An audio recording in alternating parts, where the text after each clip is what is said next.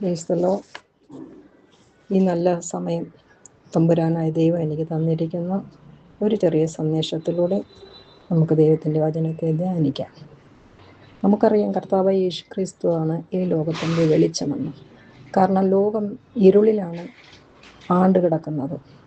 ഈ ഇരുളിനെ പ്രകാശിപ്പാനായിട്ട് ഈ ലോകത്തിലുള്ള മറ്റൊരു വെളിച്ചത്തിന് സാധ്യമല്ല. ഇരുളിലിരിക്കുന്ന ജനങ്ങൾക്ക് വെളിച്ചം പകരുവാനായിട്ടാണ് ഈ ലോകത്തിലേക്ക് കർത്താവായ യേശു ക്രിസ്തു വന്നത്. ഈ ഇരുളിനെ മാറ്റുവാനായിട്ട് നിത്യ വെളിച്ചമായ യേശുവിൻ്റെ വെളിച്ചം ഈ ലോകത്തിൽ ആഞ്ഞടിച്ചെങ്കിൽ മാത്രമേ ഈ വെളിച്ചം, നിത്യമായിട്ടുള്ള വെളിച്ചത്തിൽ നമുക്ക് ജീവിക്കുവാൻ സാധിക്കുകയുള്ളൂ.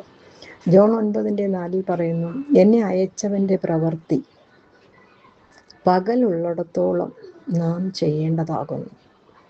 ആർക്കും പ്രവർത്തിച്ചുകൂടാത്ത രാത്രി വരുന്നു. ജന്മന അന്ധനായ ഒരു മനുഷ്യനെ സുഖപ്പെടുത്തുന്നതിന് തൊട്ടു മുമ്പായി യേശു പറയുന്ന വാക്കുകളാണിത്.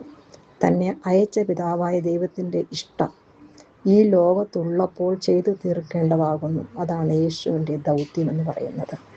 ആ ദൗത്യത്തിൽ മനുഷ്യരായ ദൈവമക്കളായ നമ്മളും ആ ദൗത്യത്തിൻ്റെ കടപ്പാടുകൾ, ഉത്തരവാദിത്തങ്ങൾ നമ്മൾ ഏറ്റെടുക്കണമെന്നാണ് നാം എന്ന് കർത്താവ് അതിനോട് യോജിപ്പിച്ച് പറഞ്ഞിരിക്കുന്നത്.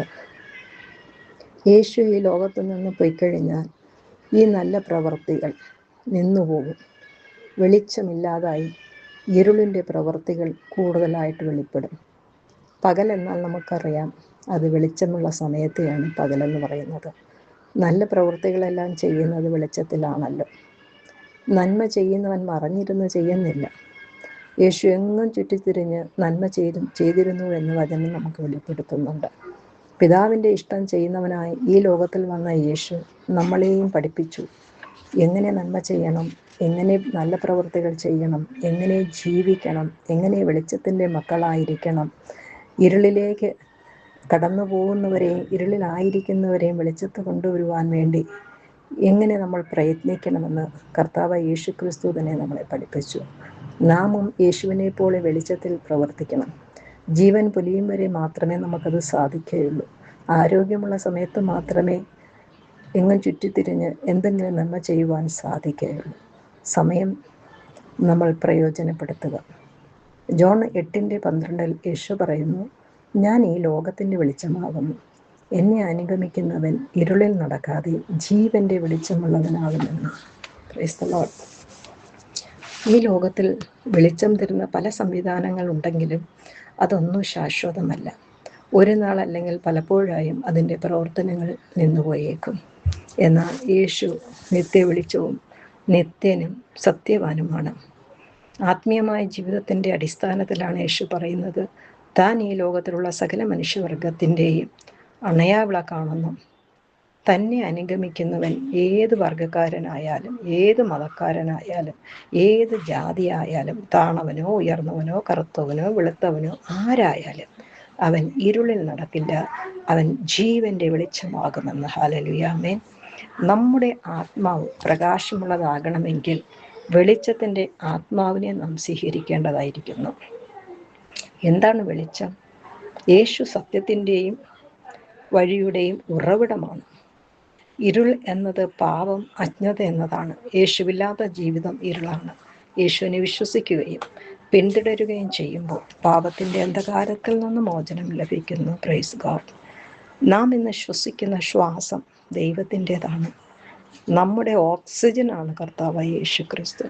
ആ ക്രിസ്തുവിൽ നിത്യജീവനുണ്ട്.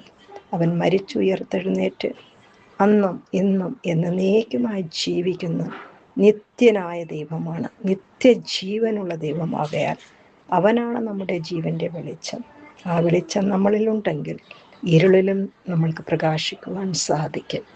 വെളിച്ചത്തിൽ ചെയ്യുന്ന നല്ല പ്രവർത്തികളെയാണ് ദൈവത്തിൻ്റെ പ്രവൃത്തികളെന്ന് പറയുന്നത്. വെളിച്ചത്തിൽ നല്ല പ്രവൃത്തികൾ മനുഷ്യൻ ചെയ്യുമ്പോൾ ഇരുളിൻ്റെ ശക്തിയെ നമുക്ക് ജയിക്കുവാൻ സാധിക്കും. വെളിച്ചത്തിൻ്റെ മക്കളായി നമ്മൾ ജീവിക്കുവാൻ സാധിക്കും. നല്ല പ്രവൃത്തികൾ ചെയ്ത് നന്മകൾ ചെയ്ത് യേശുവിനെ പിൻഗമിക്കുകയാണെങ്കിൽ നമ്മളെപ്പോഴും വെളിച്ചത്തിൻ്റെ മക്കളായിട്ട് പ്രകാശിക്കുവാൻ സാധിക്കും. പ്രത്യേകിച്ച് വിശ്വാസികൾ ദൈവത്തിൻ്റെ പ്രവൃത്തി ചെയ്യാൻ കടപ്പെട്ടിരിക്കുന്നു. ദൈവത്തിൻ്റെ പ്രവൃത്തി രോഗികളെ സുഖപ്പെടുത്തുക, സുവിശേഷം അറിയിക്കുക, ദൈവത്തിൻ്റെ പ്രകാശം ലോകത്തിന് നൽകുക, ഇരുട്ടിലിരിക്കുന്ന മനുഷ്യരെ, ദുഷ്പ്രവൃത്തികളിൽ കുടുങ്ങിക്കിടക്കുന്നവരെ വെളിച്ചത്തിലേക്ക് നയിക്കുക, അവരെ മാനസാന്തരത്തിലേക്ക് നയിക്കുക, രക്ഷിപ്പിലേക്ക് നയിക്കുക എന്നതാകുന്നു. ഇരുളിൽ നിന്ന് വെളിച്ചത്തിലേക്ക് അവരെ വഴി നടത്തുക. കണ്ണുണ്ടായിട്ടും കാണാത്തവരെ പോലെ, കുരുടനെ പോലെ വെളിച്ചത്തിലും ഇരുളായിട്ട് ജീവിക്കുന്ന മനുഷ്യരെ വെളിച്ചമാക്കി മാറ്റുക എന്നതാണ് കർത്താവായ യേശു ക്രിസ്തു ദൈവമക്കൾക്ക് തന്നിരിക്കുന്ന ദൗത്യം. ആ ദൗത്യം പൂർത്തീകരിക്കുക. ദൈവത്തിന് വേണ്ടി പ്രവർത്തിക്കാൻ ദൈവം അനുവദിക്കുന്ന സമയം വളരെ വിലപ്പെട്ടതാണ്. അവസരങ്ങൾ പ്രയോജനപ്പെടുത്തുക. Praise the Lord. രാത്രി വരുന്നു, അഥവാ അവസരങ്ങൾ അവസാനിക്കുന്ന സമയം വരുന്നു. അതിനാൽ വൈകാതെ തന്നെ ദൈവപ്രവർത്തികൾ ചെയ്യണം. ജീവിച്ചിരിക്കുന്ന സമയം ദൈവികമായ പ്രവർത്തനങ്ങൾക്കും നന്മ ചെയ്യാനും ഉപയോഗിക്കണമെന്നും അവസരങ്ങൾ എന്നേക്കുമായി നിലനിൽക്കില്ലെന്നും ഈ വചനം നമ്മെ ഓർമ്മിപ്പിക്കുന്നു. Praise the Lord. കർത്താവായ ദൈവം ഈ വചനത്തിലൂടെ നിങ്ങളെ അനുഗ്രഹിക്കട്ടെ. ഒരുപക്ഷെ നിങ്ങൾ മാനസികമായിട്ടും പലവിധത്തിലുള്ള പ്രതിസന്ധികളിലൂടെ കടന്നു പോകുന്നവരായിരിക്കാം. മരണവാശങ്ങൾ നിങ്ങളെ ചുറ്റി വളഞ്ഞാലും കർത്താവായ ദൈവത്തിൽ നിങ്ങൾ വിശ്വസിക്കുന്നുവെങ്കിൽ അതിൽ നിന്നെല്ലാം, കുടുങ്ങിക്കിടക്കുന്ന ഓരോ പ്രശ്നങ്ങളിൽ നിന്നെല്ലാം, ഇരുളിലായിരിക്കുന്ന നിങ്ങളെ വെളിച്ചത്ത് കൊണ്ടുവരുവാൻ കർത്താവായ ദൈവത്തിന് സാധിക്കും. വിശ്വസിക്കുക. വിശ്വസിച്ചാൽ ദൈവത്തിൻ്റെ അത്ഭുത പ്രവൃത്തികൾ നിങ്ങളുടെ ജീവിതത്തിൽ കാണുവാൻ സാധിക്കും. Praise the Lord. God bless you.